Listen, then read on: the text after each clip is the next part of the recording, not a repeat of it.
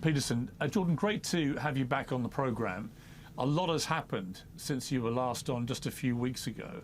I want to start by saying that I'm wrestling with a lot of moral quandaries about this war, and I'm hoping that through our conversation today we might get to at least have some clarity about the moral quandaries and see if we can work out what we should be thinking about this, because I think it's very complicated. And it's got to be nuanced, this conversation. Do you feel any moral quandaries about it? Well, I don't think you can have a war without moral quandary. I mean, a war is the consequence of an unsolvable moral quandary. And so it's not surprising that the conversation surrounding the war is full of moral quandaries, because if it was straightforward and simple, and if there was an easy path forward, then there wouldn't be a war. And so, I mean, I can tell you what I think is going on to the degree that you can reduce it to something quickly explicable. You know, I think Iran is desperate because of the tenuous hold on power that the mullahs now have in Iran, given their own citizens' rebellion. I think they see the Abraham Accords, which were the most significant step forward towards peace in the Middle East for like 75 years. They see the Abraham Accords as an existential threat. This is a last-ditch attempt by the Iranian mullahs to use the Islam against Jews story to prop up their own dismal reign. And so they rattled the chain of their Hamas puppets and said, provoke, and they did, and their hope is that the Israeli response will be so overwhelming that the Arab world turns against them, and maybe even the people who might be inclined to, you know, be swayed by a victim narrative in the West, and that the Abraham Accords will fall apart, and that'll be the end of that. And that could happen, and I'm hoping it won't, because I think the Abraham Accords were, you know, and it's irritating to me, for whatever utility that is that I think I know, insofar as you can know such things, that Saudi Arabia would have signed the Abraham Accords 2 years ago if Biden would have moved a little bit more forthrightly on it. And I think the reason that he didn't and the Democrats didn't was because they didn't want to give Trump any credit for anything that he had attained in his administration. And I think all of that is appalling. And, you know, I see this story of Muslim against Jew being put forward in this propagandistic manner, and I think, well, the Muslim world has to make a choice too, because it doesn't look to me like their proper champions is the government in Iran, you know, and it's not like the Saudis don't have their flaws, and perhaps the rest of the Arab governmental structures, but the Islam world should move in the direction of the Abraham Accords. That would be great for everyone. We could have a real peace. We could have something approximating a union of the Abrahamic people, and I think the accord was named extraordinarily well. Or we could have what we've had for the last 75 years with the Palestinians as perpetual cannon fodder, you know, at the beck and call of those for whom having them be cannon fodder is useful. And so, yeah, well, there's just moral quandaries everywhere there. It's a minefield, but that's what I think is the fundamental reality of the current situation.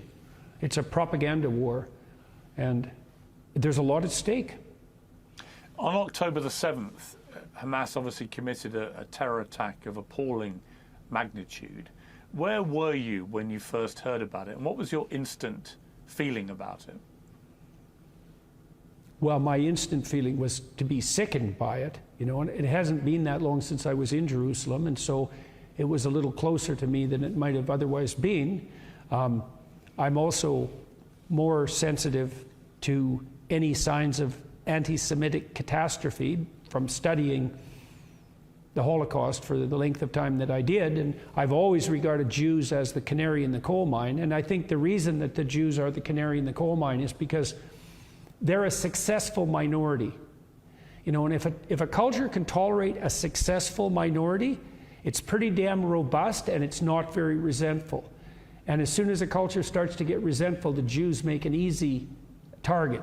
because they're a minority, and so that's an easy target to begin with, but then they're the minority that has the temerity to be successful. And that really brings the resentful out of their rat holes. And I've seen a rise in anti-Semitism online over the last 3 years that's just stunning to behold, on the right and on the left, but jointly. And then, well, so I was sickened by it, but then I was also immediately suspicious of Iran's role.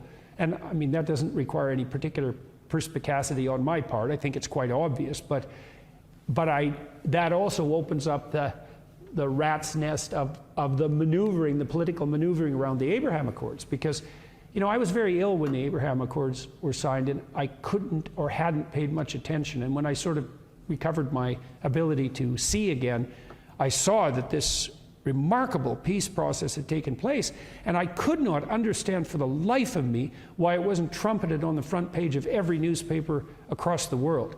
And I also think that Trump's team should have got a Nobel Peace Prize for it. I cannot see how you can possibly make a counter-argument to that. For all of Trump's flaws and for his administration's flaws, this was a major accomplishment.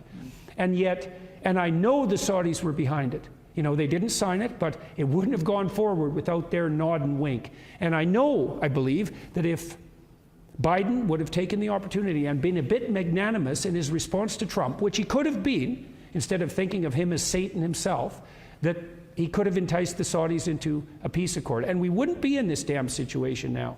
And now we're playing it out the hard way, you know, because the Iranians could win the propaganda war, and they've got, God only knows how many agents they have in the West, you know, promoting the kind of social upheaval that we've seen on the streets in the last few weeks.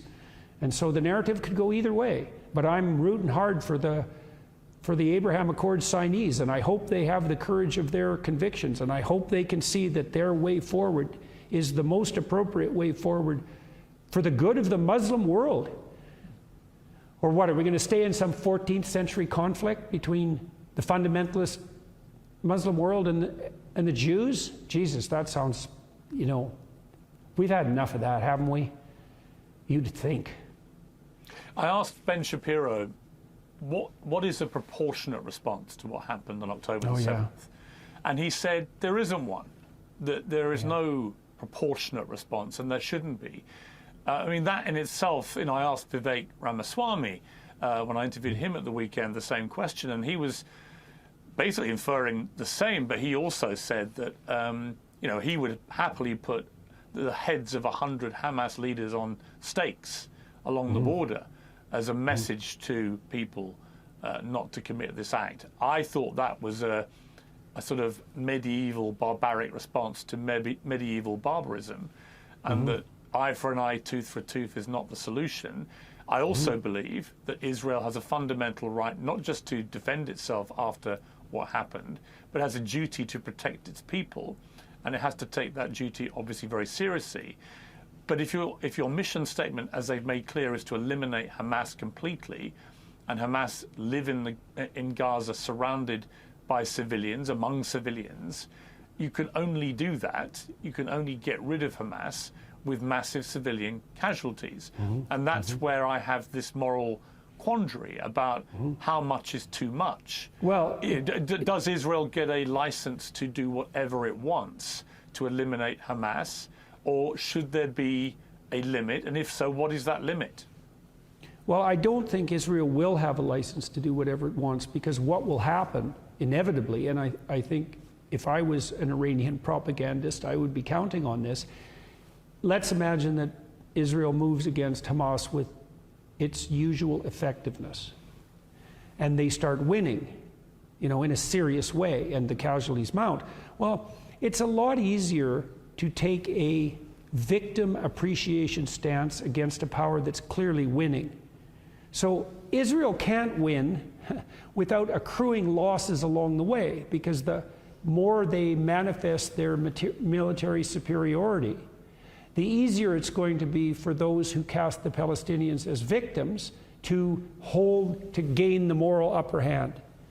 And so, and that doesn't mean I know what Israel should do, because I wish I had that wisdom.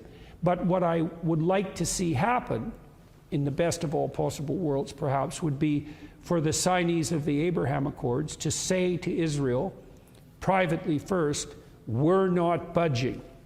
And then maybe to take a foray into the public and say that, it would be lovely to see Saudi Arabia and come out and say, you know, we're going to continue the Abraham Peace Accord process.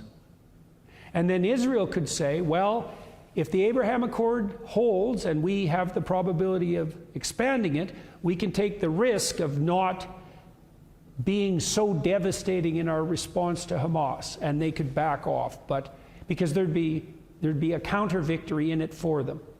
And so as far, like, I can't see a better pathway forward than that, and I think that's a potentially realistic pathway, especially because that would also have the side benefit of not allowing Iran to prevail. So that's the best I can do on how this might proceed in the most optimistic possible way. And I don't know if that's good enough or not. On October the 7th, you tweeted, "Give them hell, Netanyahu, enough is enough," and you got some blowback for that, as everybody who says anything about this. Were you surprised by the scale of the blowback? Do you wish you'd phrased that tweet differently? Do you have any regrets about it? Well, you know, Twitter is a very complicated social media platform, and it's been difficult for me to learn how to use it wisely. And I'm not alone in that, because it's difficult to be wise on Twitter.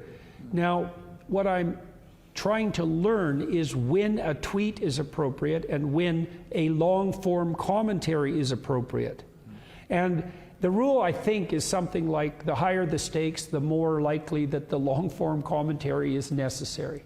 And really, it would have been better had because I did release a YouTube video where I explained some of what we already talked about. I saw it, and that was received much better, let's put it that way, but it also gave me a chance to elaborate my argument. And so what it highlighted for me, and I felt, you know, I was very taken aback by what happened in Israel. And I was also appalled because in my estimation it was unnecessary. As I said, the Abraham Accords could have been extended earlier, and maybe this wouldn't have been necessary. And so I allowed myself to express some sentiment at that point without providing context, and that wasn't as good as providing the context. And I'm rethinking Twitter overall at the moment about how to use it. You know, Elon has taken off the character limit, and he's also made it possible to distribute video. And so it no longer has to be a place where impulsive exchanges can occur rapidly. And I'm trying to reconfigure how I use it. I'm much happier with the video. Now, you know, I was upset because I had developed somewhat of a Muslim following on YouTube, and I was very happy about that. A lot of people on the Islamic side of the world were watching my biblical lectures, for example, and you know, and I've had extensive conversations with Muslims on my YouTube channel. And you know, I burnt some of that up, and I'm not sure I did that. Well, I would say I'm certain I didn't do that in the most productive manner. And so, do I regret it? It would have been better to do the long form, to have done the long form to begin with, you know? And Twitter invites and rewards a certain amount of impulsivity, and it wasn't, I don't know, Piers, I don't know if it's ever time